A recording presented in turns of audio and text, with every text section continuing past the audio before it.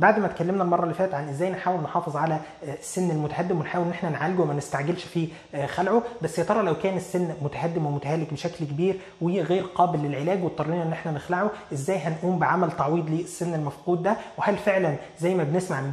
كتير من دكاتره الاسنان في الميديا ان هم بينصحوا الناس ان هم يقوموا بعمل زراعه للاسنان؟ هو ده اللي انا هجاوبك عليه النهارده. بس خليني في الاول احكي لك زمان قبل انتشار الزراعه كان لو احد الاشخاص فقد احد اسنانه ازاي بنقوم بعمل تعويض للسن المفقود ده. زمان كان بنعتمد في تعويض الاسنان على الاسنان المجاوره عن طريق ان احنا بنعمل حاجه اسمها كوبري او جسر، وفي الحاله دي الدكتور بيضطر ان هو يبرد او ينحت او يصغر حجم الاسنان المجاوره، وبعد كده بيعمل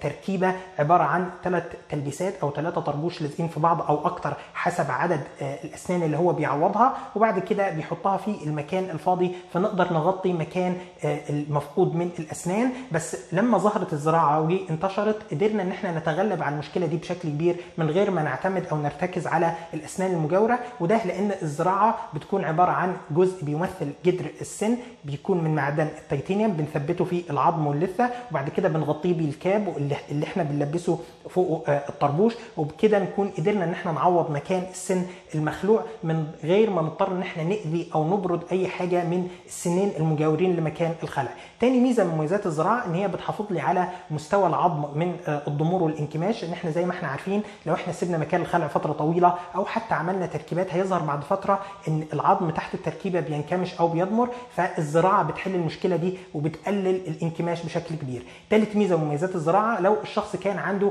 فقد عدد كبير من الاسنان خصوصا في المنطقه الخلفيه من الضروس وما كانش عنده فرصه ان هو يعوضها لان ما بقاش عنده يعني ضرسين يعوض عليهم، فوقتها الزراعه بتحل له المشكله دي وبيقدر يعوض كل الاسنان اللي فقدها في المنطقه الخلفيه.